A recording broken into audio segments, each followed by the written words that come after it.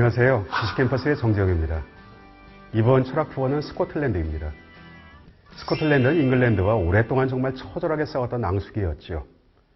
두 나라 사이 국경 지방에는 지금도 그 전쟁의 흔적이 곳곳에 남아 있습니다. 국경 지방은 노맨스 랜드, 문자 그대로 거의 아무도 살지 않는 땅입니다. 국경 지방에는 로마인들이 세운 성벽이 남아 있습니다. 로마는 국경 지방에 긴 성곽을 두 겹으로 쌓았는데요. 하나는 잉글랜드 쪽에 갖다 있는 하드리아누스 성벽이고요. 다른 하나는 스코틀랜드 쪽에 갖다 있는 안토니우스 성벽입니다. 로마인의 눈으로 보면 성벽 밖의 땅은 사람이 살 수 있는 땅이 아니었습니다. 고대 로마인의 시각은 그대로 잉글랜드인의 시각으로 이어집니다. 성벽 밖은 춥고 음습한 땅, 거칠기 짝이 없는 몸에 줄친 사람들이 살고 있었습니다. 러셀은 철학이 신학과 과학의 경계지대에 위치해 있다는 뜻으로 노맨스 랜드라는 말을 사용했습니다. 노벨 문학상 수상작인 서양 철학사 첫 대목에 나오는 이야기지요. 이 말의 뜻은 철학이 신학의 영역이기도 하고 과학의 영역이기도 한 중간지대에 있다는 뜻입니다. 또는 철학은 신학도 아니고 과학도 아니라는 뜻도 되겠지요.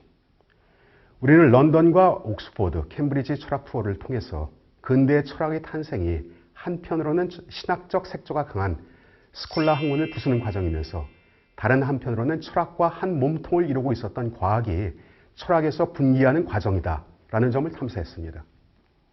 그런데 이러한 근대 철학의 형성 과정을 추적하다 보면 필연적으로 직면하게 되는 골치 아픈 대목이 갖다 있습니다.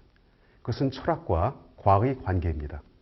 하나의 몸통을 이루고 있던 철학과 과학이 서로 헤어져야 한다면 새로운 철학은 어떤 모습이 되어야 할까요? 과학처럼 바뀌어야 할까요? 이번 에딘버러 철학 투어에서 우리는 그 실마리를 주는 인물들을 만나게 됩니다. 주인공 가운데 한 명인 데이비드 휴문이요. 철학이 과학이 되어야 한다고 생각합니다. 또 다른 주인공인 아담 스미스는 철학에서 경제학이라는 새로운 학문을 개척합니다. 에딘버러는 뉴타운의 프린세스 거리에서 불이 켜진 올드타운의 에딘버러 성을 바라볼 때가 가장 아름답습니다. 이 성이 언제 세웠는지 정확한 연대는 알 수 없습니다. 12세기부터 16세기 초까지 스코틀랜드 왕이 거주했던 이 성은 스코틀랜드 역사시대와 같이 시작됩니다. 그때부터 에딘버러는 스코틀랜드의 수도가 되었지요. 그렇다면 에딘버러 성이 세워지기 이전의 스코틀랜드 수도는 어디였을까요? 스코틀랜드 역사박물관에 적힌 정답은 이렇습니다. 왕이 있었던 곳. 넌센스 퀴즈 같은 이 답을 보고 크게 웃었던 기억이 납니다. 한마디로 스코틀랜드 왕국의 수도는 없었다는 것이요. 적어도 왕이 거주하는 왕궁이 없었다는 이야기도 됩니다.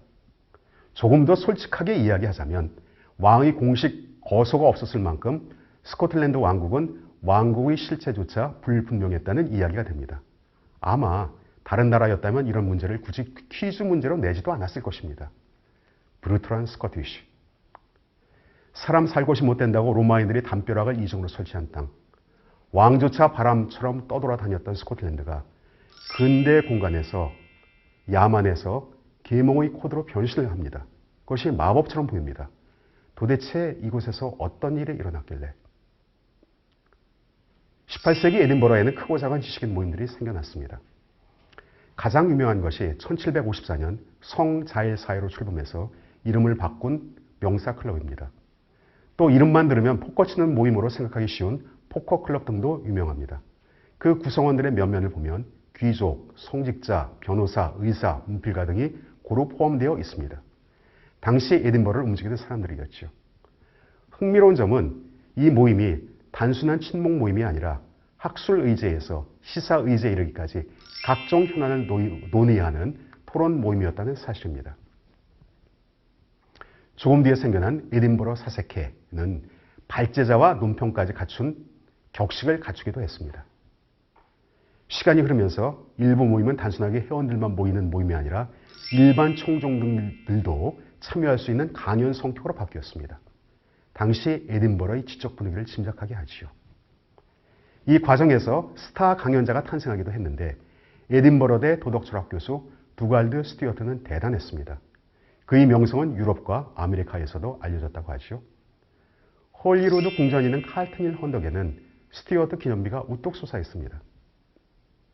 그러나 역시 에딘버러 지식인 사회를 대표하는 두 걸출한 인물은 흉과 스미스였습니다. 흉은 경험주의 철학을 완성한 인물입니다. 모든 지식이 경험에서 온 것이다 라는 경험주의는 베이컨이 씨앗을 뿌리고 로크가 그 틀을 세웠지만 학문적 엄밀성을 갖춘 철학으로 방점을 찍은 것은 흉입니다. 흉의 면도날 같은 논리는 후에 칸트가 나는 흉을 읽고 독단의 잠에서 깨어났다고 이야기할 만큼 날이 시퍼렇게 서 있습니다. 흉의 철학은 얼핏 읽으면 싱겁기 짝이 없습니다. 인간의 지식은 인상과 생각으로 되어 있다.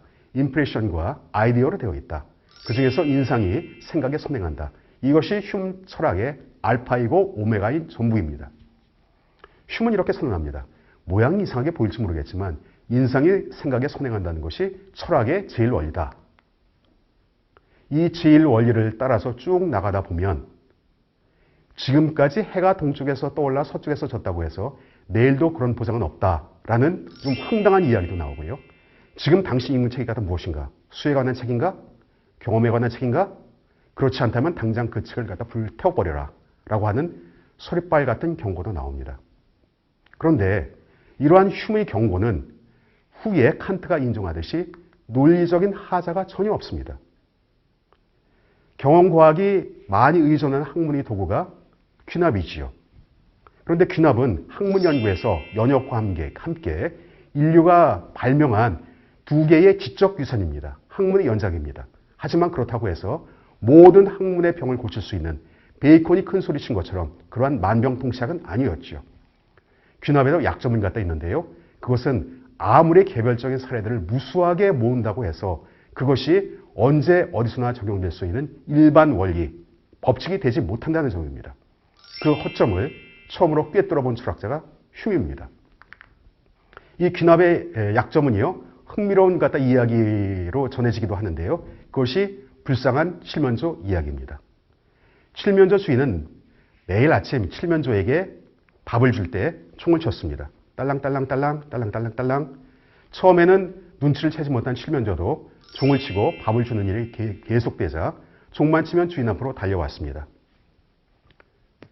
그리고 그것은 한 번도 예외 없이 계속 지속되었습니다. 크리스마스 날까지는 그랬습니다. 문제의 크리스마스가 날이 왔습니다. 딸랑딸랑 종소리가 나자 칠면조는 밥을 먹기 위해 주인 앞으로 달려갔습니다. 그런데 그날 칠면조는 밥을 먹지 못했습니다. 그 대신 크리스마스 식탁에 올라가는 밥이 되었습니다. 그때까지 종소리는 곧 밥을 주는 소리였으며 단 한 번도 이해가 없었습니다. 그러나 단 한 번의 이해 때문에 칠면조는 목숨을 잃었습니다. 이 논리를 확장하면 지금까지 해가 동쪽에서 떠올라서 서쪽에 졌다고 해서 내일도 그런 보상은 없다는 귀결이 나옵니다. 칸트는 흉을 갖다 있고 흉의 논증은 맞는데 그러면 우리는 자연법칙을 정취할 수 없지라고 생각합니다. 그래서 칸트는 그 자연법칙을 정취하는 프로젝트에 착수합니다. 그것이 칸트 하면 떠오르는 유명한 책 순수이성 비판에서 한 작업입니다. 우리는 이 이야기를 케인스베르크 철학도에서 탐사할 예정입니다.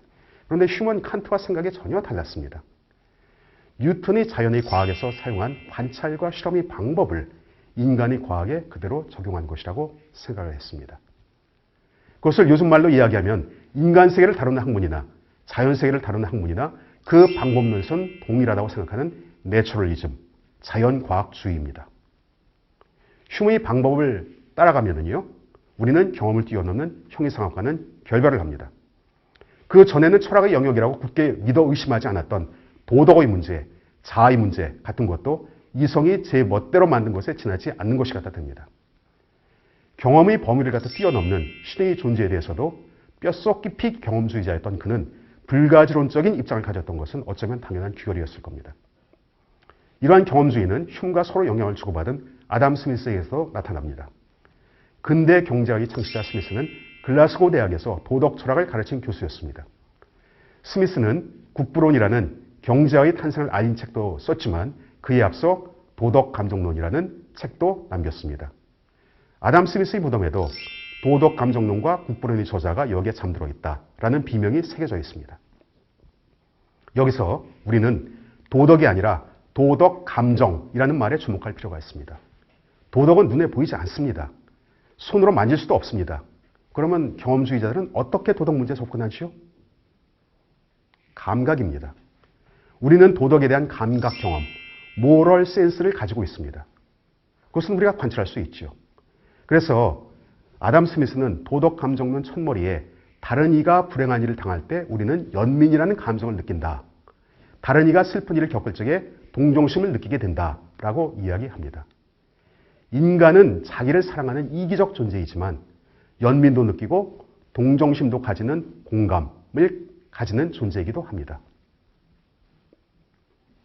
우리가 매일 식사를 마련할 수 있는 것은 푸주간 주인과 양조장 주인, 그리고 빵집 주인의 자비심 때문이 아니다. 그들 자신의 이익을 위한 그들의 고려 때문이다. 우리는 그들의 자비심에 호소하지 않고, 그들에게 우리 자신의 필요를 말하지 않고, 그들에게 유리함을 말한다. 거지 이외에는 아무도 전적으로 동포들의 자비심에만 의지해서 살아가려고 하지 않는다. 아담 스미스의 국부론에서 자주 인용되는 구절이지요. 개인들이 이기심이 결과적으로 국가의 이익이 된다는 역설이 담겨 있습니다. 그러나 개인의 악덕이 국가의 미덕이 된다는 주장은 아담 스미스가 처음 이야기한 것이 아닙니다. 이 주장은 보통 맨더빌의 역설이라고 불립니다. 아담 스미스는 인간은 이기적 존재라는 맨더빌의 견해를 수용하면서도 동시에 인간은 공감 능력이 있는 존재라는 점을 이야기하는 것이죠. 아담 스미스 하면 떠오르는 디비전 오브 레이버, 노동 분업이 가능한 것도 인간에게는 공감 능력이 있기 때문에 가능한 것이라고 아담 스미스는 이야기합니다. 이렇게 인간에게는 자기를 사랑하는 감정과 타인과 공감하는 감정이 동시에 작동을 합니다. 이러한 두 개의 도덕 감정이 분업의 원리로 작동하는 것이죠. 아담 스미스는 대중 강연을 잘했다고 전해집니다. 글라스고 대학의 도덕 철학 교수로 부임하기 전에 에딘버러 시민을 대상으로 수사학 공개 강연을 했는데요. 인기가 좋아서 4년 동안 계속되었다고 합니다. 그의 수사법은 보이지 않는 손이라거나 또는 공정한 관찰자라는 절묘한 표현에서 그 솜씨를 엿볼 수 있습니다. 보이지 않는 손은 시장의 수요 공급의 기능을 일컫습니다. 시장의 수요와 공급의 균형은 시장 참여자의 이기심과 경쟁을 통해서 얻어진다는 비유적인 표현입니다. 여기서 스미스는 이기심을 추구하는 수단을 다수가 도덕적으로 공감할 수 있는 것으로 한정했다는 사실도 함께 살펴봐야 합니다. 공정한 관찰자 개념은 도덕 감정론에 나오는 표현이지요. 스미스에 따르면 인간은 스스로 공정한 관찰자를 상정한 후 나의 행동과 타인의 행동이 과연 승인될 행동인지 아니면 거부할 행동인지 끊임없이 관찰하고 이 과정을 통해서 사회의 올바른 규칙이 형성된다고 이야기합니다. 여기서 아담 스미스가 말하는 공정한 관찰자는 우리가 흔히 말하는 양심으로 이해하면 편합니다. 그러나 경험주의자 철학자 스미스는 눈으로 관찰할 수 없는 양심이란 말을 쓰는 것을 꺼렸던 것으로 보입니다. 이제 에딘버러를 떠나야 할 시간입니다. 못다한 에딘버러 가다 이야기는 낙조가 아름다운 칼튼힐에 남겨놓으면 어떨까요? 칼튼힐 언덕에는 북구의 아테네를 꿈꾼 에딘버러 시민들이 만든 아테네의 파르테논 신전을 연상시키는 파르테논 리플리카가 미완성으로 남아 있습니다. 이곳에 서면 에딘버러 뉴타운 건너편으로 포스만이 한눈에 들어옵니다.